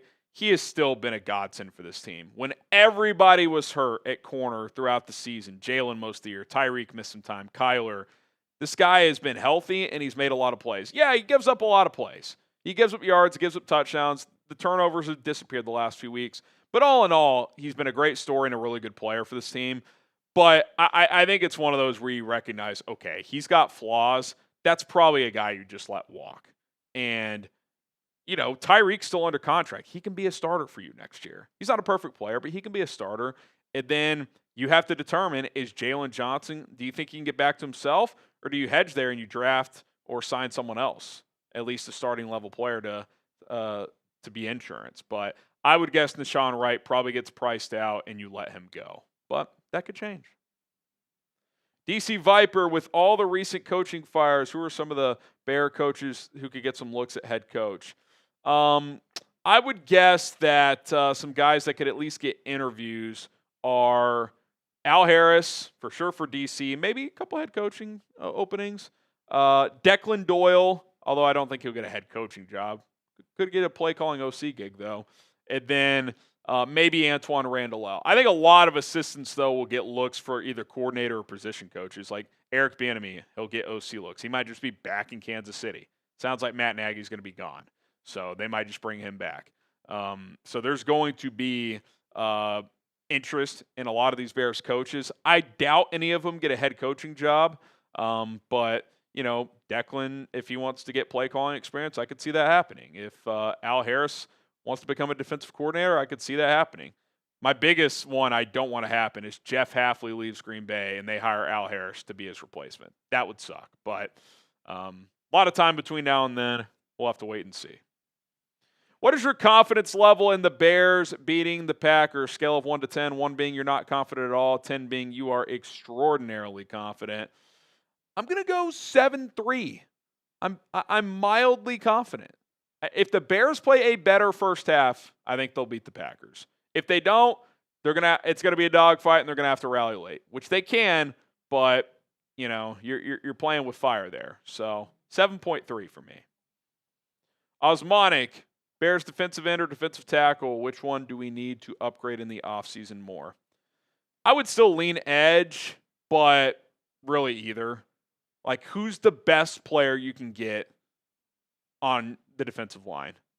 Because it's not like your D-tacks are awesome. I mean, Grady Jarrett and Javon Dexter will both likely be on the roster next year, but if you can get Jeffrey Simmons, go get Jeffrey Simmons, right? If you can get some other defensive tackle that can have a huge impact, go get him. I think you lump those two position groupings together, and it's like, how do we upgrade? Who's the best player out there that we can get?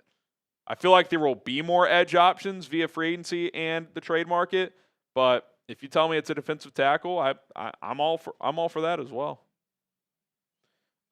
Sager Halani, with how JMO looked, I'm worried about Watson this week. Def need to start jamming receivers at the line at least. Shocked nothing like that was even attempted.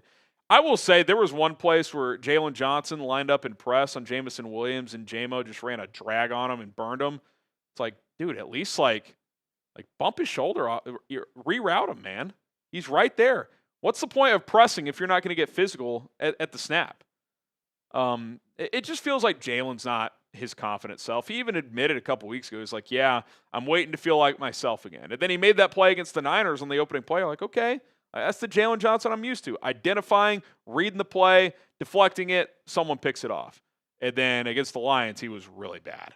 He did not play well. So I'm with you. If you're going to press, you got to get physical because these corners aren't fast enough right now to consistently keep up in man coverage. You at least got to reroute them. All right, that is going to do it for our mailbag episode. Be sure to DM me if you have more Bears questions. Give me a follow on social media at HGramNFL, Twitter, Instagram, TikTok as well. I got a lot of DMs to catch up on after the Lions game, so I will try to do that in the coming days. Thanks for the support, and as always, bear down. Tony, appreciate the 2. We also got Alex Todd. Heard it from a source in Pittsburgh that Aaron Rodgers had the Tibetan monk DMT treatment to transcend time and space to push that field goal out and throw 275 yards over 40 years old. Does Ben Johnson start the Pope Saturday? A lot in that super chat. Sorry, I need to read this again. I was reading a Slack. I hear it from a source, Aaron Rodgers. I don't even know what you're saying at first there, to be honest. I'd have to look that up. If it's some weird treatment, I believe it. It's Aaron Rodgers. You never know. Now, did you see that there was a priest at the game, and afterwards he blessed the end zone where the kick was missed? Ooh. I was like, this has a little Russell Wilson feel to it. But yeah, I mean, he played well especially in the fourth quarter.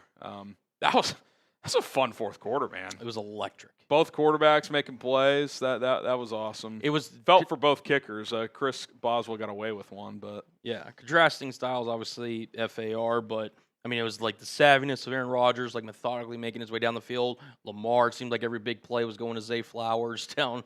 That first play he made where he breaks the sack and just stepped up and lofted that one. I mean, that's a Mount. If they win that game, that's a Mount Rushmore play in his career. That was a fantastic play, and you couldn't have thrown that ball better. That and the throw to oh my God, I'm blanking on his name. Tight end, not Mark Andrews. Oh, Likely, yes. Oh, just giving him a chance. Yeah. Oh my God. Well, first of all, what is Jaylon doing on that play? Jalen Ramsey. He didn't know when to jump. Yeah, it was such a weird It's like you either time the jump and knock it away, or you have to crack him. Yes. You have to make him feel that and hope he drops the ball there, and he jumped around him. I was like, that is awful. Try to make this weird attempt at the ball, and I was just like, he looked like a volleyball player trying to block a spike, but he mistimed it. I was like, what are you doing? Crack him, dude. That was bad. Maybe Ben Johnson gives the Pope a call in the Vatican. It's like, hey man, you want to send some good vibes? I don't know. We'll see what happens. Nathan, cover Christian Watson. That's where Green Bay wants to go, please. I was at the Lions game. St. Brown was open all game. Cover number 1. Yeah, I mean, the problem is, to me, you don't have anybody in man coverage that can defend Christian Watson right now. He's too twitchy and fast. which is why I think you're going to have to play primarily zone, or if you do play man, that's a guy you have to bracket. I just, Tyrique Stevenson and Jaylon Johnson fully healthy, I think are physical press man corners, but they're just not healthy, especially Jaylon. And Tyrique, even though he's not in the injury report, his hip is not 100%. So just makes it tough to defend one-on-one with these twitchy guys that are changing direction all the time. It's unfortunate. So I think you're just going to have to play some zone and rally to the football. They got to tackle better, too. Too many runs yesterday between the tackles where it's like, you going to tackle them or you going to give 6 extra yards? They gotta be physical, man. Kane Dynasty. Pack Russ players, Bears don't equals playoff loss again to Green Bay. We'll see. We'll see. Got to lace them up and play first. Got to lace them up and play. Tony, appreciate the 5. By the way, we don't give the Packers credit for resting guys. They were locked into the 7th seed. It's like the easiest decision LaFleur will ever have to make. So, Elijah. Do you think this team will answer the call and respond to being called out by Ben like they did when he commented on their practice habits, or crumble? I don't think they'll crumble. I think yesterday they proved they don't crumble. In a game where they played like dog water for 3 quarters, they came all the way back and tied the game. So I don't think they'll crumble. Now, whether or not they'll win or not, whether or not they'll play well, that remains to be seen. But I think there's a mutual respect between players and staff on this team, where the standard is very high. It is okay. There's always a line. Like I said with Brisker earlier, I didn't love that comment, but like it's okay to challenge each other. And I think there will be a lot of that this week. And my guess is they'll rise to the occasion. Now, we'll see if that results in a win or not, but I just think the Bears will be ready to go. I really do. The Jacks, man, why does it feel like the defense has played worse ever since we got some starters back? I think there's some truth to that. Tremaine has not been good coming off this injury. 3 games now. It's unfortunate, but he hasn't. I don't think he's 100%. Jaylon started to turn the corner, it felt like, and then the last game and a half has not played well at all. He feels slow. Nahshon Wright, I think teams have figured out how to attack him, get him playing laterally. What other starters have come back? I mean, TJ too. It's unfortunate when TJ and Tremaine for like those 2 or 3 games in the middle of the year were healthy and playing. They were flying around and playing really well together. And then TJ got hurt, and then Tremaine got hurt, and now they're both back, and it just doesn't look the same. You can just tell they're not 100%, which is why, and we'll talk about it in a second, like, it's no harsh feelings, but you try someone else, even just on a limited basis. So stay tuned. We'll discuss. Tony, appreciate the 10. Just firing away. You can feel free to get a question in there, Tony. Yeah, feel free to leave us a super chat or anything. We appreciate all the donations. Thank you. Thank you. Allen versus Williams would be fire, just saying. Josh Allen versus Caleb Williams. Long way to go to get there. Would be fun. That would be a headliner for sure. That would be a headliner for sure. I don't know what to make of the Bills. They are they favored against Jacksonville? I should know that, actually. I would guess they're a slight favorite. I'm going to guess Bills -2. I'm going to guess Bills -1.5. Wild card, Bills, our favorite -1.5. Sounds right. Feels right. Alex, defensive tackle is a bigger need than edge, in my opinion. Yeah, I don't have like some major strong opinion either way. I think it's easier to find pass rush production on the edge, but if you get a big-time defensive tackle who can consistently penetrate pockets, that helps everyone around him better. So, again, best player you can get on the defensive line, that's what I'm trying to do this offseason. That being said, I feel like there's just been more investments made at the defensive tackle spot. Granted, they haven't been the best investments, but... I mean, Montez 25, Dio 16. Yeah, I'm already counting Dio as just kind of like a... he just is who he is. Like, almost like you're going to have to move him inside. Yeah. Yeah, and if that's their approach, if they move him inside, then yeah, there's definitely more investment on the interior. Which, if they plan on playing him still at edge, then yes, I could see your point, but... That is the frustrating part, is they've spent a lot of money on this defensive line. and a couple of second-round picks with Dexter and Turner. I mean, it's early for Turner, but he tore his ACL. Like, what is he giving you next year? I don't know. Hopefully something. Hopefully something. We got Elijah here. Super Bowl pick. Oh, gosh. I'll probably do this on 4 verts, like a full playoff bracket prediction or something like that. Mm-hmm. I'm going to go. Let me see. Let me look at the bracket real quick. You can probably tell based on this. I'm not going to pick the Bears to go to the Super Bowl. I will say the AFC is so difficult. Let's come back to the AFC. I think, here's what I think. How about this? Let's go round by round. First round, I think the Rams beat the Panthers. That's easy. I keep going back and forth on Eagles and Niners, but it almost just feels like the Niners had to get the 1 seed. Cross-country flight, lost another defensive player. If Philly can find a way to run the ball, this might be the team to do it against right now with their front 7 situation. I'll go Eagles in that game, and then I'll go Bears. So that means we'll get Seahawks-Rams and Bears-Eagles. I think the winner of Seahawks-Rams comes out of the NFC, whoever it is. And then I think in the AFC, I just don't know. Like, I want to pick Denver, but, like, I don't really trust Bo Nix. But it feels like this is a big year to have a bye, it feels like. Just one less game, less attrition you have to deal with. Steelers, Texans. Can Houston go up to Mile High and win? I guess they could. I don't think Pittsburgh can. Just don't know. Are the Patriots doing it? They've had an easy road. Chargers are too beat up. And then you have the Bills and the Jags.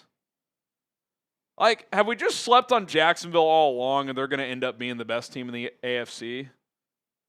I don't know. I don't have a feel for the AFC at all. I know Josh is the best player, but you could argue outside of that, they have the worst team in the AFC in the playoffs. If you take the quarterbacks off the rosters, who has the worst roster in the AFC? You'd probably say either Chargers because of all the O-line injuries, or the Bills. Even then, the Chargers, like, I know their defense is still stacked. I like the receivers more in Buffalo. Tight ends, obviously, you give it to Buffalo, but running back too. Cook. Running back, yeah. Although Hampton and Vidal have been solid. That's viable. If you told me C.J. Stroud played at or near his best, I could see Houston making a run. Them and Denver are very similar. Like, if we get that game, it's really just which quarterback plays better. Yeah. I'll leave my bias aside, but I'll just say I agree with your NFC pretty much. If it does end up that way, winner of Seahawks, Rams. I think they're the best 2 teams in the NFC. You make that argument. And then after that, I think it's. If I'm looking at the AFC, just let me pull up the playoff picture. I'd take New England over the Chargers, just again because of the injuries. Like, if they were healthy with Alt and Slater, maybe it would feel different. Even just one of those guys. Just one of them. If you had one, I'd probably pick the Chargers in that game. But because of that, I'd go New England. Jags, Bills. Probably lean Jacksonville, just a more complete team. Maybe. And again, that one's like the one where, like, does 17, just put the team on his back. And it almost feels like, is this crazy to say? It almost feels like the Bills are either going all the way or they're losing in the first round. Like, maybe. Like, if they just beat the Jags, like, then Josh Allen and Mile High is probably what you're getting. So, like, it's Josh Allen's Superman versus better team in Denver. Which prevails? I think Houston would beat Pittsburgh, and that would set up Houston-Denver in round 2 versus New England and Jacksonville. I like how Houston's playing, man. It'd be tough. And then you've got, obviously, New England, Jacksonville. That could go It feels like a coin flip. Yeah. Every AFC game, it's like, normally I wouldn't say this because Pittsburgh year after year, it just loses in the first round, but it's like, it wouldn't completely shock me if they beat Houston at home. Yep. I mean, that's not some, impossible task. There's no elite team out there. No Mahomes, no Lamar. The Eagles are a diminished Eagles team. Yeah. Still good, but they're not. They could win the Super Bowl, but I think it would be a bit of a surprise if they did. I don't know. I really don't have a good feel. I wish I did. But actually, I kind of don't wish I did because that's what I think that's really been the theme of this season in the NFL.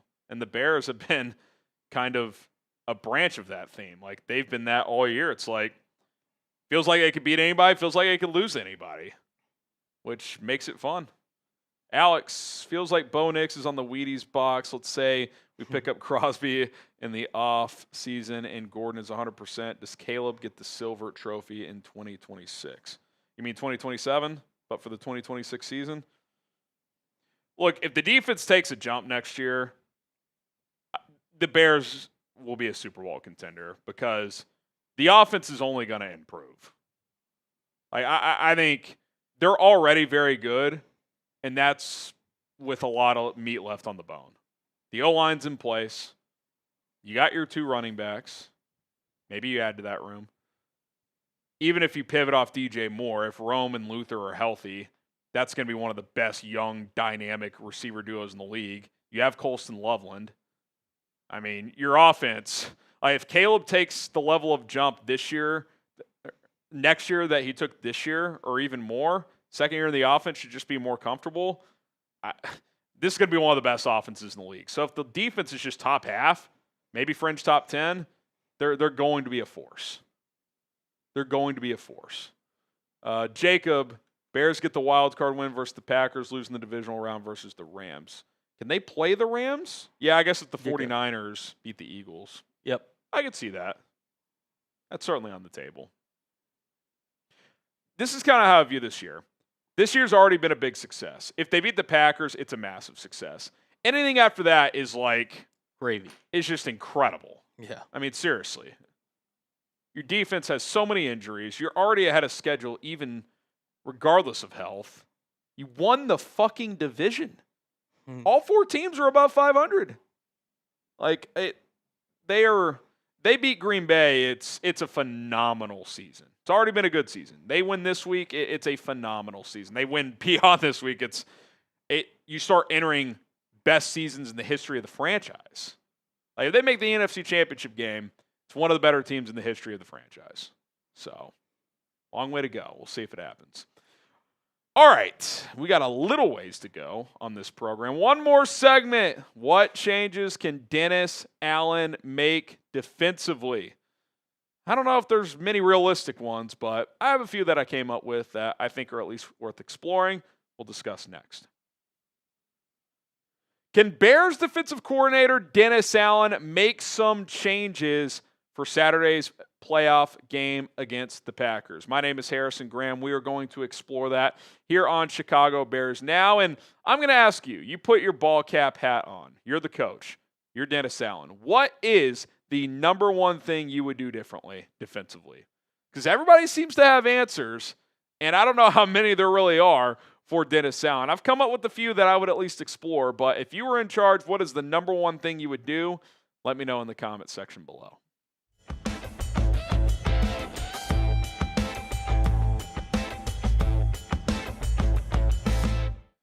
All right, the stage is set. We got Bears, Packers on Saturday night. Can Dennis Allen make some defensive adjustments for this game, and what do those adjustments look like as his defense has been struggling in recent weeks? I know they only gave up 19 points on Sunday, and Ben Johnson said they played well enough to win. And look, in a vacuum, 19 points, you'll take that, but the defense has been trending down.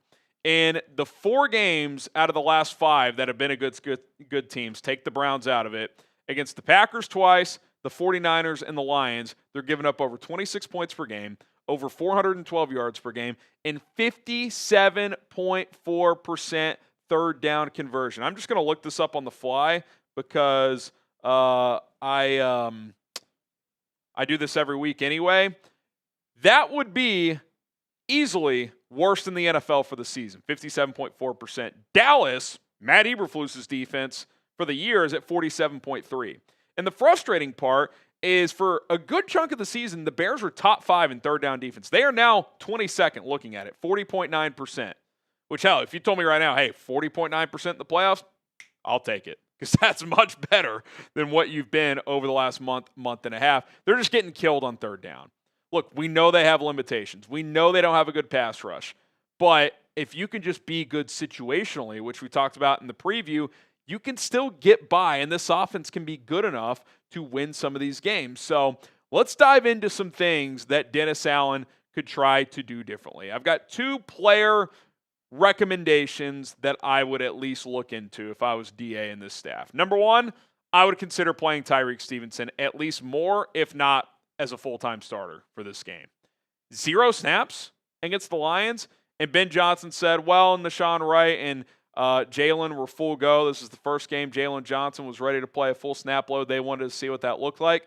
Well, it didn't look good.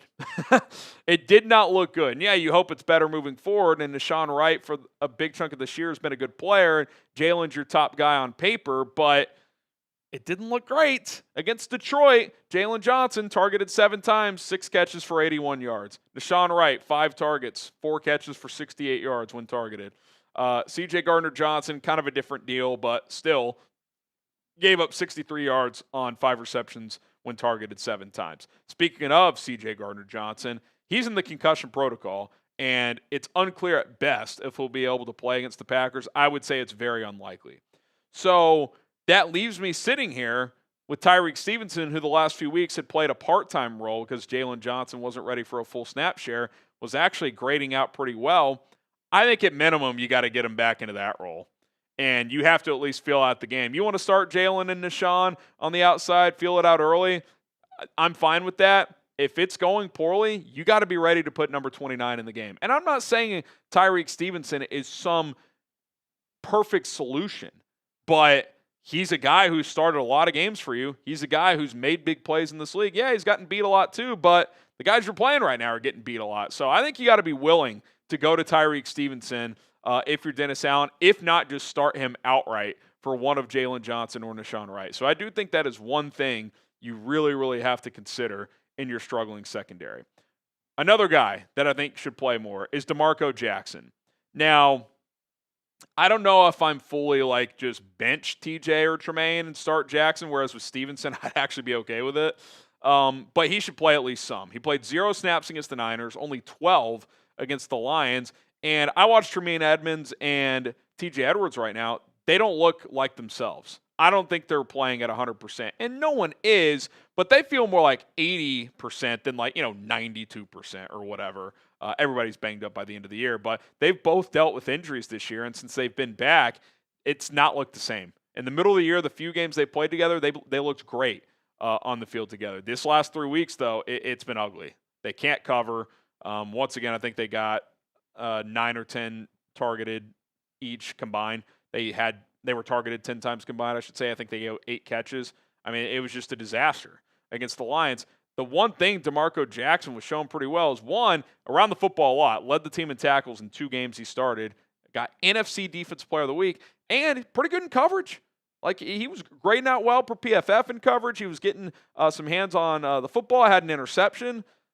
If he can cover, I think you got to get him on the field some, because the 2 guys you're playing are not covering well.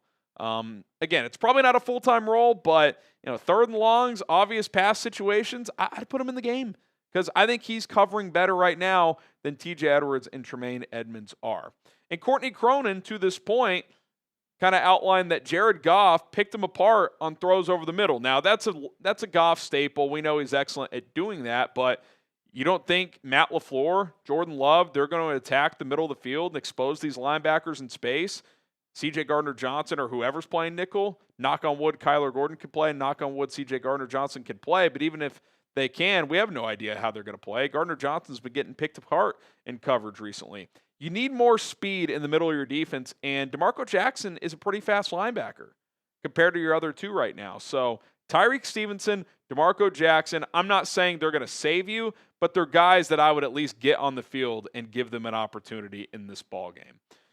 Appreciate everybody for tuning in to Chicago Bears Now. Let me ask you this. Who should play more? Type TS for Tyrique Stevenson, DJ for DeMarco Jackson, or just both? Should both play more? I think both should play more.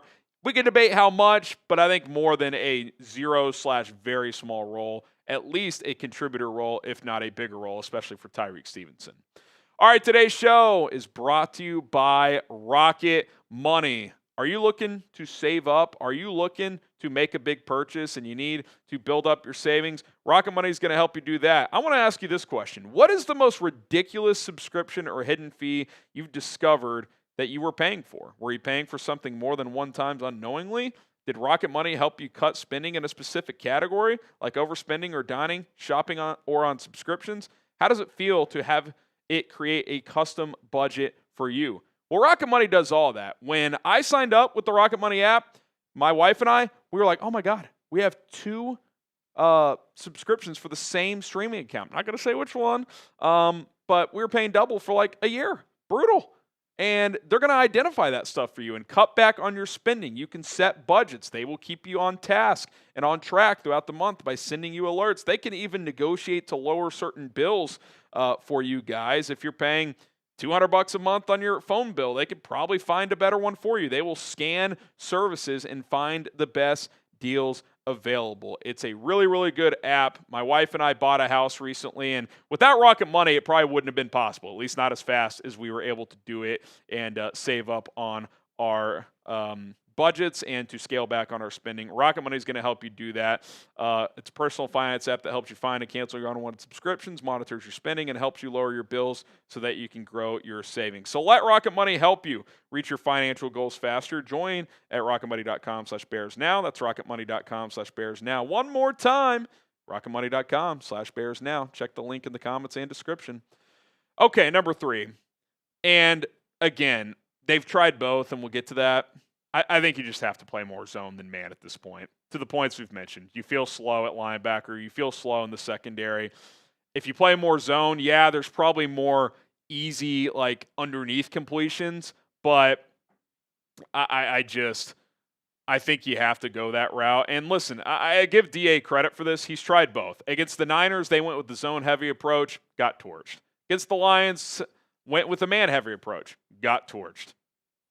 I think he's trying. But I think in the end, you don't have the speed and athleticism right now in your back seven. I think you play zone and you force Jordan Love to be methodical. He's a guy historically that will put the ball in harm's way. Maybe he gets impatient and forces one later in the game.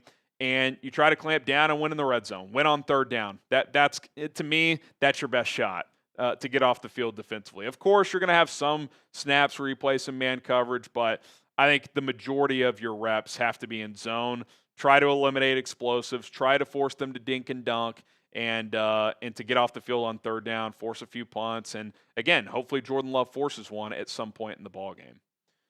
Another thing you could try, just personnel-wise, is you could try some 3 safety looks, and you might have to, given this nickelback situation. CJ Gardner-Johnson's in the concussion protocol. The Bears hope to have Kyler Gordon back at practice this week. Whether or not he'll be able to play it on Saturday is a totally different story, and even if he does, it probably won't be a full load of snaps.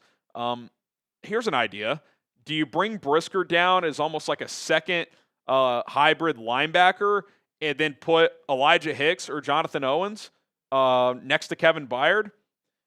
I don't like – it's not ideal, but Brisker, Dennis Allen said it himself, he has a physical presence for us. Get him downhill. Play him in the box even more than he already is. Use him as a linebacker, and he's more athletic than some of the guys playing at linebacker. I mean, Tremaine, fully healthy, is a pretty good athlete, but he feels a little compromised. TJ's more of an instinctive player. He has to rely on that, but with him being a little banged up, that's the speed he does have doesn't feel there. Brisker, at least getting downhill, you can blitz him some. He's good in run support. I would maybe consider that a package. With Brisker playing more of a linebacker role, and then Elijah Hicks and or Jonathan Owens playing as kind of a third safety next to Kevin Byard. Subscribe to the channel. We will have videos all week long getting you ready for the Packers game on Saturday. We, of course, have videos every single day, 24/7, 365. We go live for every single game. We also go live every Monday and Thursday. We drop daily videos on the channel, long form and short form content. Don't miss out on any of it. Hit that notification bell as well after you subscribe. I think one thing I would try in the blitz game is on earlier downs, because it feels like Dennis Allen, when he does blitz, it's almost exclusively on third down. Now, I know that's probably not literally the case, but maybe just random 1st and 10, hey, we're bringing 6. Try and catch them off balance. A lot of teams on first down, it's just kind of little drive starter plays, right? Like quick throw, handoff, whatever. We'll try to catch them sleeping and get to Jordan Love, maybe create a turnover.